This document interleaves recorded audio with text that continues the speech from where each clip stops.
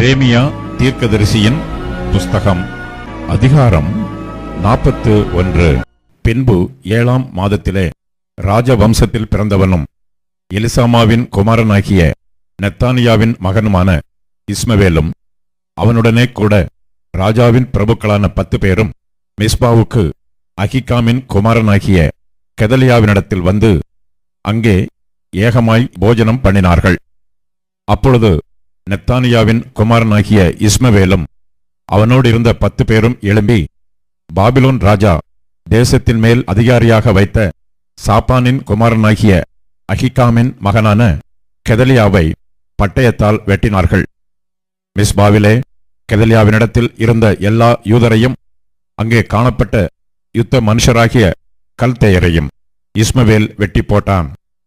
அவன் கெதலியாவை கொன்ற பின்பு மறுநாளிலே அதை ஒருவரும் இன்னும் அறியாதிருக்கையில் தாடியை சிரைத்து வஸ்திரங்களை கிழித்து தங்களை கீறிக்கொண்டிருந்த 80 பேர் சீகேமிலும் சீலோவிலும் சமாரியாவிலும் இருந்து தங்கள் கைகளில் காணிக்கைகளையும் தூப வர்க்கங்களையும் கர்த்தருடைய ஆலயத்துக்கு கொண்டு போகும்படி வந்தார்கள்.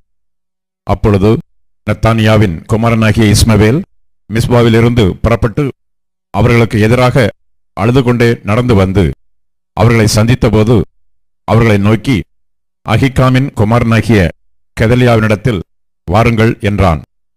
அவர்கள் நகரத்தின் மத்தியில் வந்தபோது நெத்தானியாவின் குமாரனாகிய இஸ்மவேலும் அவனோடு இருந்த மனுஷரும் அவர்களை வெட்டி ஒரு பள்ளத்திலே தள்ளி போட்டார்கள். ஆனாலும் அவர்களில் 10 பேர் மீந்திருந்தார்கள். அவர்கள் இஸ்மவேலை பார்த்து, எங்களை கொலை செய்ய வேண்டாம், கோதுமையும் வார்கோதுமையும் எண்ணெயும் தேனுமுள்ள புதையல்கள் எங்களுக்கு நிலத்தின் கீழ் இருக்கிறது என்றார்கள். அப்பொழுது அவர்களை அவர்கள் சகோதரரோடும் கூட கொலை செய்யாமல் விட்டு வைத்தான். இஸ்மவேல் கெதலியாவின் நிமித்தம் வெட்டின மனுஷருடைய பிரேதங்களை எல்லாம் எரிந்து போட்ட பள்ளமோவெனில் ஆசா என்னும் ராஜா இஸ்ரவேலின் ராஜாவாகிய பாஷாவின் நிமித்தம் உண்டு பண்ணின பள்ளந்தானே. அதை நெத்தானியாவின் குமாரனாகிய இஸ்மவேல் வெட்டுண்ட பிரேதங்களால் நிரப்பினான். பின்பு இஸ்மவேல் மிஸ்பாவில் இருக்கிற மீதியான ஜனத்தையெல்லாம் சிறைப்படுத்தி கொண்டு போனான். ராஜாவின் குமாரத்திகளையும் காவற் சேனாதிபதியாகிய நேபுசாராதான் அகிகாமின் குமாரனாகிய கெதலியாவின் விசாரிப்புக்கு ஒப்புவித்து போன மிஸ்பாவில் உள்ள மீதியான சகல ஜனங்களையும் நெத்தானியாவின் குமாரனாகிய இஸ்மவேல் சிறைப்படுத்தி கொண்டு அம்மோன் புத்திரர் பட்சத்தில் போக புறப்பட்டான். நெத்தானியாவின் குமாரனாகிய இஸ்மவேல் செய்த பொல்லாப்பையெல்லாம் கரேயாவின் குமாரனாகிய யோகனானும் அவனோடு இருந்த எல்லா இராணுவ சேர்வைக்காரரும் கேட்டபோது அவர்கள் புருஷரையெல்லாம் கூட்டிக் கொண்டு நெத்தானியாவின் குமாரனாகிய இஸ்மவேலோடே யுத்தம் பண்ண போய் அவனை கிபியோனில் இருக்கும் பெருங்குளத்து தண்ணீர் அண்டையிலே கண்டார்கள். அப்பொழுது இஸ்மவேலோடு இருந்த சகல ஜனங்களும் கரேயாவின் குமாரனாகிய யோகனானையும் அவனோடு இருந்த எல்லா இராணுவ சேர்வைக்காரரையும் கண்டு சந்தோஷப்பட்டு இஸ்மவேல் மிஸ்பாவிலிருந்து சிறைப்பிடித்துக் கொண்டு போன ஜனங்களெல்லாம் பின்னிட்டு திரும்பி கரேயாவின் குமாரனாகிய யோகனானிடத்தில் வந்துவிட்டார்கள். நெத்தானியாவின் குமாரனாகிய இஸ்மவேலோ 8 பேரோடும் கூட யோகனானின் கைக்கு தப்பி அம்மோன் புத்திரரிடத்தில் போனான். கரேயாவின் குமாரனாகிய யோகனானும் அவனோடு இருந்த எல்லா இராணுவ சேர்வைக்காரரும் அகிகாமின் குமாரனாகிய கெதலியாவை வெட்டி போட்ட நெத்தானியாவின் குமாரனாகிய இஸ்மவேல் கொண்டு போனதும் தாங்கள் கிபியோனிலே விடுதலையாக்கி திரும்ப பண்ணினதுமான மீதியான சகல ஜனமுமாகிய சேவகரான மனுஷரையும் ஸ்திரீகளையும் குழந்தைகளையும் அரமனை பிரதானிகளையும் சேர்த்துக்கொண்டு பாபிலோன் ராஜா தேசத்தின் மேல் அதிகாரியாக்கின அகிகாமின் குமாரனாகிய கெதலியாவை நெத்தானியாவின் குமாரனாகிய இஸ்மவேல் வெட்டி போட்டது நிமித்தம் கல்தேயருக்கு பயந்தபடியினால் தாங்கள் எகிப்துக்கு போக புறப்பட்டு பெத்லெகேம் ஊருக்கு அருகான கிம்காமின் பேட்டையில் தங்கியிருந்தார்கள். எரேமியா தீர்க்கதரிசியின் புஸ்தகம் அதிகாரம் 42. அப்பொழுது எல்லா இராணுவ சேர்வைக்காரரும் கரேயாவின் குமாரனாகிய யோகனானும் ஓசாயாவின் குமாரனாகிய எசனியாவும் சிறியோர் முதல் பெரியோர் மட்டுமான சகல ஜனங்களும் சேர்ந்து வந்து தீர்க்கதரிசியாகிய எரேமியாவை நோக்கி, உம்முடைய தேவனாகிய கர்த்தர் நாங்கள் நடக்க வேண்டிய வழியையும் செய்ய வேண்டிய காரியத்தையும் எங்களுக்கு தெரியப்பண்ணும்படிக்கு நீர் எங்கள் விண்ணப்பத்துக்கு இடம் கொடுத்து மீதியாய் இருக்கிற இந்த சகல ஜனங்களாகிய எங்களுக்காக உம்முடைய தேவனாகிய கர்த்தரை நோக்கி ஜெபம் பண்ணும். உம்முடைய கண்கள் எங்களை காண்கிறபடியே திரளான ஜனங்களில் கொஞ்சம் பேரே மீந்திருக்கிறோம் என்றார்கள். அப்பொழுது எரேமியா தீர்க்கதரிசி அவர்களை நோக்கி, நீங்கள் சொன்னதை கேட்டேன். இதோ உங்கள் வார்த்தையின்படியே உங்கள் தேவனாகிய கர்த்தரை நோக்கி ஜெபம் பண்ணுவேன். கர்த்தர் உங்களுக்கு மறு உத்தரவாகச் சொல்லும் எல்லா வார்த்தைகளையும் நான் உங்களுக்கு ஒன்றையும் மறைக்காமல் அறிவிப்பேன் என்றான். அப்பொழுது அவர்கள் எரேமியாவை நோக்கி, உம்முடைய தேவனாகிய கர்த்தர் உம்மை கொண்டு எங்களுக்கு சொல்லி அனுப்பும் எல்லா வார்த்தைகளின்படியும் நாங்கள் செய்யாவிட்டால் கர்த்தர் நமக்கு நடுவே சத்தியமும் உண்மையுமான சாட்சியாய் இருக்க கடவர். அது நன்மையானாலும் தீமையானாலும் சரி, எங்கள் தேவனாகிய கர்த்தரின் சத்தத்துக்கு நாங்கள் கீழ்ப்படிவதினால் எங்களுக்கு நன்மை உண்டாகும்படி நாங்கள் உம்மை அனுப்புகிற எங்கள் தேவனாகிய கர்த்தருடைய சத்தத்துக்கு கீழ்ப்படிந்து நடப்போம் என்றார்கள். 10 நாள் சென்ற பின்பு கர்த்தருடைய வார்த்தை எரேமியாவுக்கு உண்டாயிற்று. அப்பொழுது அவன் கரேயாவின் குமாரனாகிய யோகனானையும் அவனோடு இருந்த எல்லா இராணுவச் சேர்வக்காரரையும் சிறியோர் முதல் பெரியோர் மட்டும் உண்டான சகல ஜனங்களையும் அழைத்து அவர்களை நோக்கி, உங்களுக்காக விண்ணப்பம் செய்யும்படிக்கு நீங்கள் என்னை அனுப்பின இஸ்ரவேலின் தேவனாகிய கர்த்தர் உரைக்கிறது என்னவென்றால், நீங்கள் இந்த தேசத்திலே தரித்திருந்தால் நான் உங்களை கட்டுவேன், உங்களை இடிக்க மாட்டேன், உங்களை நாட்டுவேன், உங்களை பிடுங்க மாட்டேன்.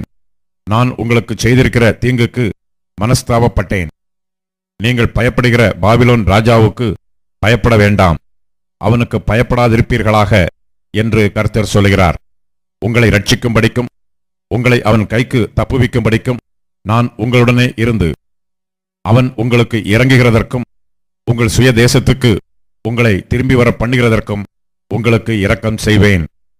நீங்கள் உங்கள் தேவனாகிய கர்த்தருடைய சத்தத்துக்கு செவிகொடாமல் நாங்கள் இந்த தேசத்திலே இருக்கிறதில்லை என்றும், நாங்கள் யுத்தத்தை காணாததும் எக்கால சத்தத்தை கேளாததும் அப்பத்தாழ்ச்சியினால் பட்டினியாய் இராததுமான எகிப்து தேசத்துக்கே போய் அங்கே தரித்திருப்போம் என்றும் சொல்வீர்களேயாகில், யூதாவில் மீந்திருக்கிறவர்களே, அதை குறித்து உண்டான கர்த்தருடைய வார்த்தையை கேளுங்கள். நீங்கள் எகிப்துக்கு போக உங்கள் முகங்களை திருப்பி அங்கே தங்கப் போவீர்களானால் நீங்கள் பயப்படுகிற பட்டயம் எகிப்து தேசத்திலே உங்களை பிடிக்கும். நீங்கள் ஐயப்படுகிற பஞ்சம் எகிப்திலே உங்களை தொடர்ந்து வரும். அங்கே சாவீர்கள்.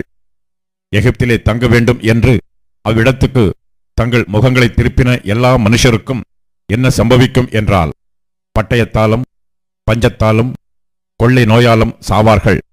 நான் அவர்கள் மேல் வரப்பண்ணும் தீங்கினாலே அவர்களில் மீதியாகிறவர்களும் தப்புகிறவர்களும் இல்லை என்று இஸ்ரவேலின் தேவனாகிய சேனைகளின் கர்த்தர் சொல்லுகிறார். என் கோபமும் என் உக்கிரமும் எருசலேமின் குடிகள் மேல் எப்படி மூண்டதோ அப்படியே என் உக்கிரம் நீங்கள் எகிப்துக்கு போகும்போது உங்கள் மேல் மூளும்.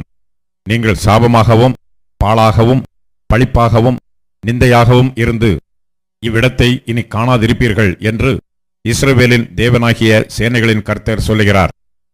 யூதாவில் மீதியானவர்களே, எகிப்துக்கு போகாதிருங்கள் என்று கர்த்தர் உங்களை குறித்து சொன்னார் என்பதை இந்நாளில் உங்களுக்கு சாட்சியாக அறிவித்தேன் என்று அறியுங்கள்.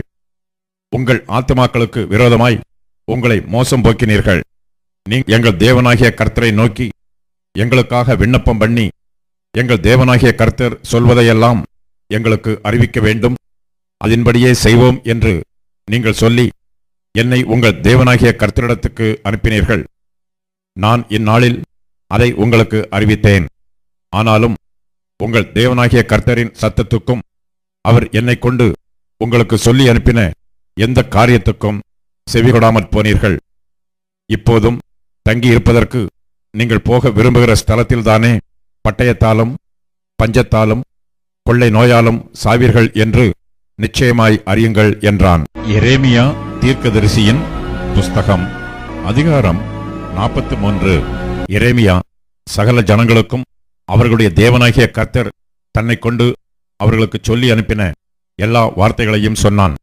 அவர்களுடைய தேவனாகிய கர்த்தருடைய எல்லா வார்த்தைகளையும் அவன் அவர்களுக்கு சொல்லி முடித்த பின்பு, ஓசாயாவின் குமாரனாகிய அசரியாவும் கரேயாவின் குமாரனாகிய யோகனானும் அகங்காரிகளான எல்லா மனுஷரும் எரேமியாவை நோக்கி, நீ பொய் சொல்லுகிறாய், எகிப்திலே தங்கும்படிக்கு அங்கே போகாதிருங்கள் என்று சொல்ல, எங்கள் தேவனாகிய கர்த்தர் உன்னை எங்களிடத்துக்கு அனுப்பவில்லை.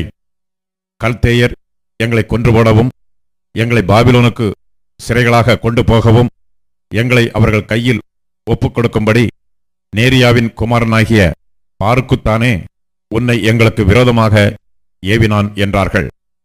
அப்படியே யூதாவின் தேசத்திலே தரித்திருக்க வேண்டும் என்னும் கர்த்தருடைய சத்தத்துக்கு கரேயாவின் குமாரனாகிய யோகனானும் சகல இராணுவ சேர்வைக்காரரும் சகல ஜனங்களும் செவிகொடாமற் போனார்கள்.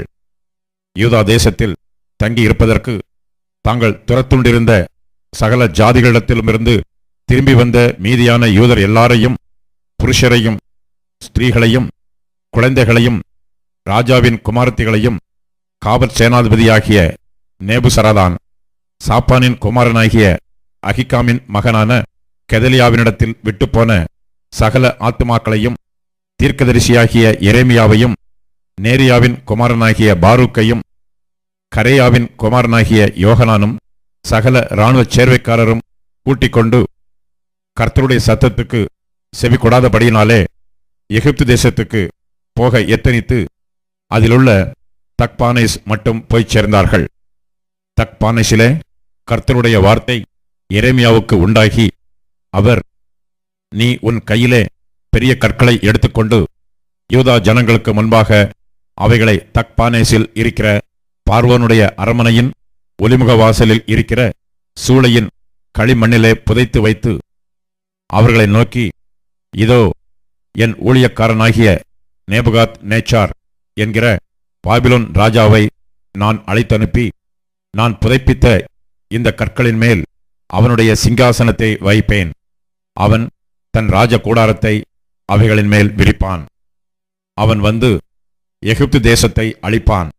சாவுக்கு ஏதுவானவன் சாவுக்கும், சிறையிருப்புக்கு ஏதுவானவன் சிறையிருப்புக்கும், பட்டயத்துக்கு ஏதுவானவன் பட்டயத்துக்கும் உள்ளாவான்.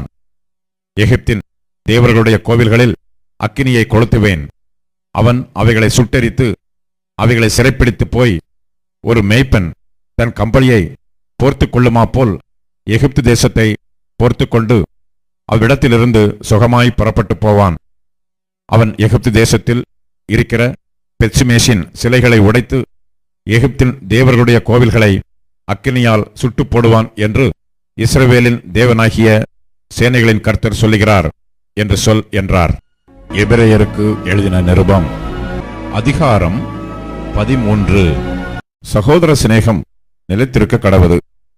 அந்நியரை உபசரிக்க மறவாதிருங்கள். அதனாலே சிலர் அறியாமல் தேவ தூதரையும் உபசரித்ததுண்டு. கட்டப்பட்டிருக்கிறவர்களோட நீங்களும் கட்டப்பட்டவர்கள் போல அவர்களை நினைத்துக் கொள்ளுங்கள். நீங்களும் சரீரத்தோடு இருக்கிறவர்கள் என்று அறிந்து தீங்கு அனுபவிக்கிறவர்களை நினைத்துக் கொள்ளுங்கள். விவாகம் யாவருக்குள்ளும் கனமுள்ளதாயும் விவாக மஞ்சம் அசுசிப்படாததாயும் இருப்பதாக. வேசிக்கள்ளரையும் விபசாரக்காரரையும் தேவன் நியாயம் தீர்ப்பார். நீங்கள் பண ஆசை இல்லாதவர்களாய் நடந்து உங்களுக்கு இருக்கிறவைகள் போதும் என்று எண்ணுங்கள். நான் உன்னை விட்டு விலகுவதுமில்லை, உன்னை கைவிடுவதுமில்லை என்று அவர் சொல்லி இருக்கிறாரே. அதனாலே நாம் தைரியம் கொண்டு, கர்த்தர் எனக்கு சகாயர், நான் பயப்படேன், மனுஷன் எனக்கு என்ன செய்வான் என்று சொல்லலாமே. தேவ வசனத்தை உங்களுக்கு போதித்து உங்களை நடத்தினவர்களை நீங்கள் நினைத்து அவர்களுடைய நடக்கையின் முடிவை நன்றாய் சிந்தித்து அவர்களுடைய விசுவாசத்தை பின்பற்றுங்கள். இயேசு கிறிஸ்து நேற்றும் இன்றும் என்றும் மாறாதவராய் இருக்கிறார். பலவிதமான அந்நிய போதனைகளால் அலைப்புண்டு தெரியாதிருங்கள். போஜன பதார்த்தங்களினால் அல்ல, கிருபையினாலே இருதயம் சிறப்படுகிறது நல்லது. போஜன பதார்த்தங்களில் முயற்சி செய்கிறவர்கள் பலனடையவில்லையே. நமக்கு ஒரு பலிபீடம் உண்டு. அதற்குரியவைகளை புசிக்கிறதற்கு கூடாரத்தில் ஆராதனை செய்கிறவர்களுக்கு அதிகாரம் இல்லை. ஏனென்றால் எந்த மிருகங்களுடைய இரத்தம் பாவங்களின் நிமித்தமாக பரிசுத்த ஸ்தலத்துக்குள் பிரதான ஆசாரியனாலே கொண்டு வரப்படுகிறதோ, அந்த மிருகங்களின் உடல்கள் பாளையத்துக்கு புறம்பே சுட்டெரிக்கப்படும். அந்தப்படியே இயேசுவும் தம்முடைய சொந்த இரத்தத்தினாலே ஜனத்தை பரிசுத்தம் செய்யும்படியாக நகர வாசலுக்கு புறம்பே பாடுபட்டார்.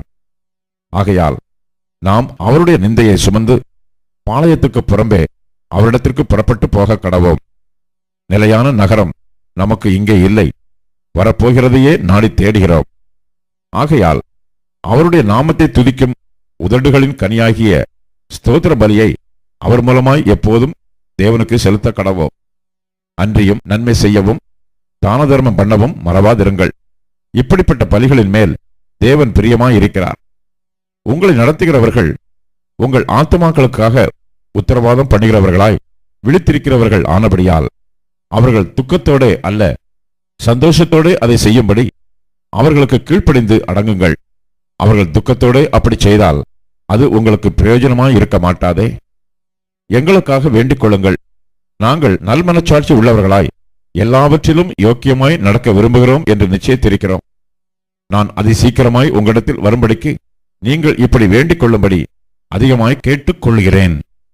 நித்திய உடன்படிக்கையின் இரத்தத்தினாலே ஆடுகளுடைய பெரிய மேய்ப்பரான நம்முடைய கர்த்தராகிய இயேசுவை மரித்தோரிலிருந்து ஏறிவரப் பண்ணின சமாதானத்தின் தேவன் இயேசு கிறிஸ்துவை கொண்டு நமக்கு முன்பாக பிரியமானதை உங்களை நடப்பித்து நீங்கள் தம்முடைய சித்தத்தின்படி செய்ய உங்களை சகலவித நற்கிரியையிலும் சீர்பொருந்தினவர்கள் ஆக்குவாராக. அவருக்கு என்றென்றைக்கும் மகிமை உண்டாவதாக. ஆமேன். சகோதரரே, நான் சுருக்கமாய் உங்களுக்கு எழுதின இந்த புத்திமதியான வார்த்தைகளை நீங்கள் பொறுமையாய் ஏற்றுக்கொள்ளும்படி வேண்டிக் கொள்கிறேன். சகோதரனாகிய தீமோத்தேயு விடுதலையாக்கப்பட்டான் என்று அறிவீர்களாக. அவன் சீக்கிரமாய் வந்தால் அவனுடனே கூட நான் வந்து உங்களை காண்பேன். உங்களை நடத்துகிறவர்களையும் பரிசுத்தவான்கள் யாவரையும் வாழ்த்துங்கள். இத்தாலியா தேசத்தார் யாவரும் உங்களுக்கு வாழ்த்துதல் சொல்லுகிறார்கள். கிருபையானது உங்கள் அனைவரோடும் கூட இருப்பதாக. ஆமேன்.